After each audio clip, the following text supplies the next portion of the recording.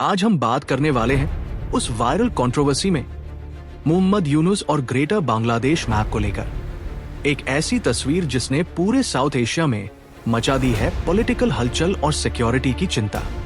आखिर एक पाकिस्तानी जनरल के साथ फोटो के पीछे क्या है सच, और क्यों ये मोमेंट इंडिया और उसके नेबर्स के लिए बना है big question mark. Stay tuned. आज हम खोलेंगे इस डिप्लोमेटिक ड्रामा की असली परतें। अब बात करते हैं उस डिप्लोमेटिक शॉकवेव की जिसने पूरे साउथ एशिया को हिला दिया है, ग्रेटर बांग्लादेश मैप कंट्रोवर्सी।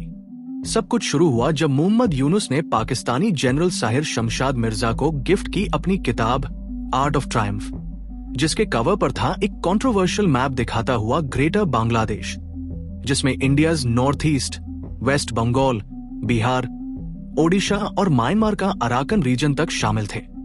वो फोटो वायरल होते ही इंडियन पॉलिटिक्स में मच गया हंगामा। एक्सपर्ट्स कह रहे हैं ये सिर्फ एक फोटोकॉपी नहीं बल्कि एक प्रोवोकेटिव मैसेज है। इंडिया ने इसे सॉवरेनिटी पर हमला बताया और संसद में उठी स्ट्रॉन्ग प्रोटेस्ट की मांग।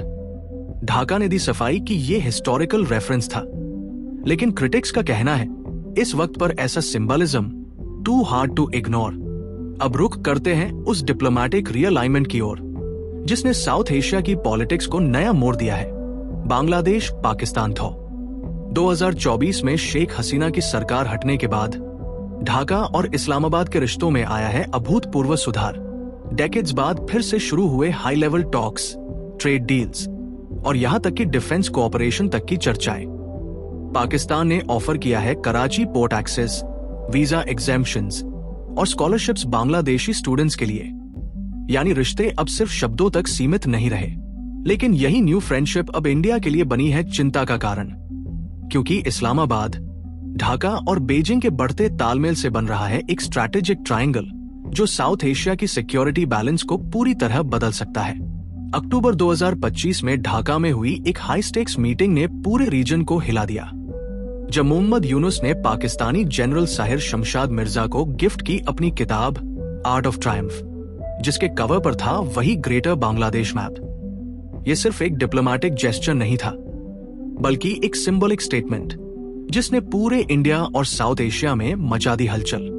अब यूनुस, जो चीफ एडवाइजर होते हुए भी असली पावर सेंटर माने जाते हैं, खुले तौर पर पाकिस्तान और चाइना के करीब जाते दिख रहे हैं, बिल्कुल विपरीत शेख हसीना की प्रो इंडिया नीति से। ऑब्जर्वर्स का कहना है यह सिर्फ एक किताब नहीं बल्कि एक स्ट्रैटेजिक मैसेज था। ढाका अब अपनी रीजनल रोल को रीडिफाइन करना चाहता है, चाहे वो इंडिया की नॉर्थ ईस्ट सॉवरेनिटी को चैलेंज ही क्यों न करे। अब आते हैं उस बुक कंट्रोवर्सी पर जिसने पूरे डिप्लोमेटिक सर्किट में आग लगा दी है। मोहम्मद यूनुस की किताब Art of Triumph, Bangladesh new dawn. इसके कवर पर दिखाया गया ग्रेटर बांग्लादेश मैप, जिसमें बांग्लादेश की सीमाएं बढ़ाकर शामिल किए गए हैं India's north east, parts of west Bengal, Bihar, Jharkhand, Odisha और म्यांमार का अराकन रीजन।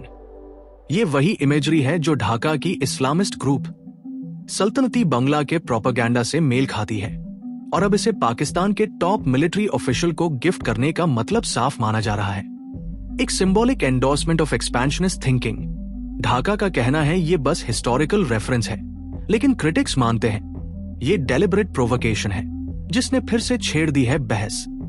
क्या नेशनलिस्ट नैरेटिव्स अब स्टेट डिप्लोमेसी की जगह लेने लगे हैं? जिस मैप को मोहम्मद यूनुस ने पाकिस्तानी जनरल को गिफ्ट किया, वो सिर्फ एक नक्शा नहीं बल्कि एक प्रोवोकेटिव स्टेटमेंट है ग्रेटर बांग्लादेश की उस कल्पना का जिसमें शामिल है India's entire north east, west Bengal, Bihar, Jharkhand, Odisha और म्यांमार का अराकन रीजन।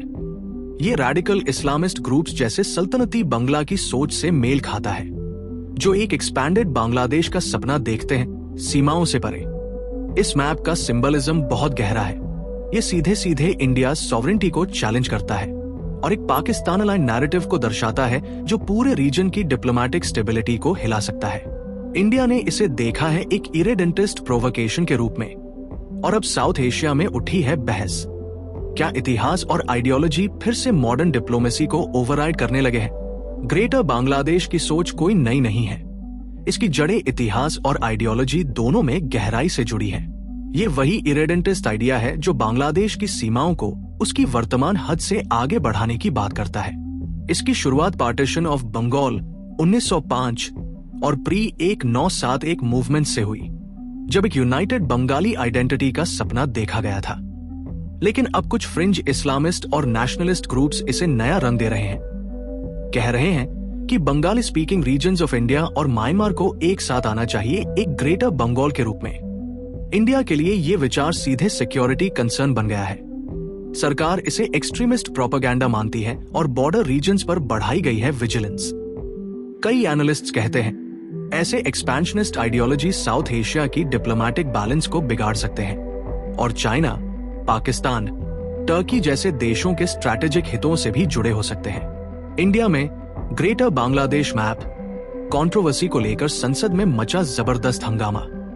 अगस्त 2025 में कांग्रेस एमपी रणदीप सिंह सुरजेवाला ने राज्यसभा में सवाल उठाया सल्तनती बंगला नाम के रेडिकल इस्लामिस्ट ग्रुप और उसके टर्किश लिंक्स पर, जो इस एक्सपेंशनिस्ट मैप को बढ़ावा दे रहा है जिसमें भारत के हिस्से तक दिखाए गए हैं। इस पर external affairs minister S Jaishankar ने कहा, सरकार इस पूरे मामले पर क्लोजली मॉनिटरिंग कर रही है और बांग्लादेश तथा टर्की दोनों से डिप्लोमेटिक कम्युनिकेशन किया गया है। सांसदों ने चेताया कि ऐसे फॉरेन बैक्ड आइडियोलॉजीज भारत की सॉवरेनिटी और बॉर्डर सिक्योरिटी के लिए खतरा है। इसी के चलते India's north east border surveillance और काउंटर प्रोपेगेंडा मेजर्स को और मजबूत किया जा रहा है। साफ है, भारत अब इस आइडियोलॉजिकल थ्रेट को सिर्फ बयानबाजी नहीं बल्कि नेशनल सिक्योरिटी चैलेंज की तरह देख रहा है। अब बात करते हैं बांग्लादेश गवर्नमेंट की आधिकारिक सफाई की। ढाका ने साफ कहा है कि ग्रेटर बांग्लादेश मैप को लेकर किसी भी टेरिटोरियल एम्बिशन की बात बिल्कुल गलत है। सरकार के फैक्ट चेकिंग प्लेटफॉर्म बंगला फैक्ट ने बयान जारी किया कि सल्तनती बंगला नाम का कोई सक्रिय इस्लामिस्ट ग्रुप देश में मौजूद नहीं है और ये मैप बस अप्रैल 2025 में ढाका यूनिवर्सिटी की एक हिस्टोरिकल एग्जीबिशन का हिस्सा था, जिसका मकसद था दिखाना बंगाल सुल्तानेट की पुरानी सीमाएं, न कि आज के पॉलिटिकल बॉर्डर्स।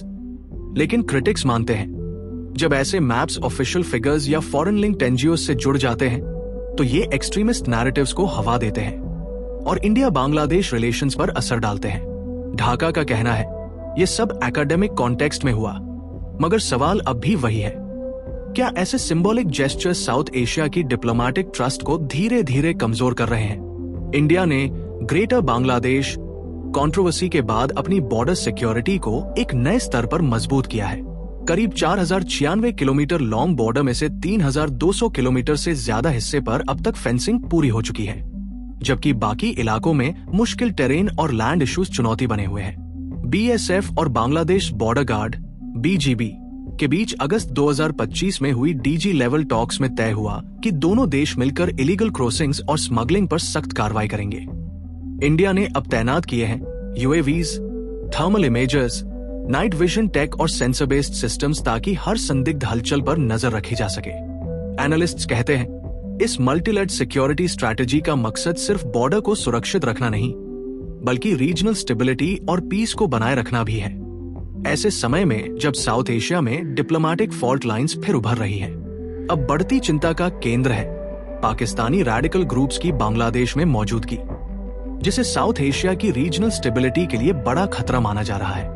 रिपोर्ट्स बताती हैं कि लश्कर-ई तैयबा, लेट और जमातुल मुजाहिदीन बांग्लादेश जेएमबी जैसे टेरर लिंक्ड आउटफिट्स ने पाकिस्तान और बांग्लादेश तो इंडिया के बीच ऑपरेशनल नेटवर्क्स बना रखे हैं, खासकर इंडियाज नॉर्थ ईस्ट को निशाना बनाने के लिए। विशेषज्ञों का कहना है मोहम्मद यूनुस के आने के बाद ढाका में इन संगठनों के प्रति टॉलरेंस या टैसिट सपोर्ट बढ़ता दिख रहा है, जिससे इंडिया की सिक्योरिटी कैलकुलस और जटिल हो गई है। इस सबके बीच cross border terrorism, radical ideology और कम्युनल टेंशंस फिर सिर उठा रहे हैं और इंडिया अब इंटेलिजेंस कोऑपरेशन व बॉर्डर विजिलेंस को और मजबूत कर रहा है ताकि साउथ एशिया की पीस एंड स्टेबिलिटी बची रहे। ग्रेटर बांग्लादेश मैप कंट्रोवर्सी ने साउथ एशिया की पुरानी डिप्लोमेटिक और सिक्योरिटी टेंशंस को फिर से उजागर कर दिया है, खासकर इंडिया और बांग्लादेश के बीच। भले ढाका ने किसी भी टेरिटोरियल एम्बिशन से इनकार किया हो, लेकिन इस सिंबॉलिक मैप, बढ़ते इस्लामिस्ट इन्फ्लुएंसेस और फॉरेन लिंकेजेस ने दोनों देशों के बीच ट्रस्ट डेफिसिट बढ़ा दिया है। अब जरूरत है एक बैलेंस्ड अप्रोच की, जहां इंडिया अपनी बॉर्डर सिक्योरिटी और सर्वेलेंस को मजबूत रखे, लेकिन साथ ही डिप्लोमेटिक एंगेजमेंट से संवाद के रास्ते खुले रखे। साउथ एशिया में पीस और स्टेबिलिटी तभी कायम रह सकती है जब देश मिलकर रैडिकल आइडियोलॉजीज का मुकाबला करें, इकोनॉमिक कोऑपरेशन बढ़ाएं और पीपल टू पीपल ट्रस्ट को मजबूत करें। आखिरकार असली समाधान वही है, सिक्योरिटी और डिप्लोमेसी के बीच सही संतुलन, ताकि इतिहास की जटिलताएं कल के संघर्ष में न बदल जाए। अगर आपको ये वीडियो पसंद आई हो तो लाइक करें, शेयर करें और सब्सक्राइब करें पॉलिसी 360 को, ताकि आप साउथ एशिया की हर पॉलिसी मूव और ग्लोबल अपडेट से जुड़े रहें। धन्यवाद देखने के लिए। मिलते हैं अगले एपिसोड में यही पॉलिसी 360 पर।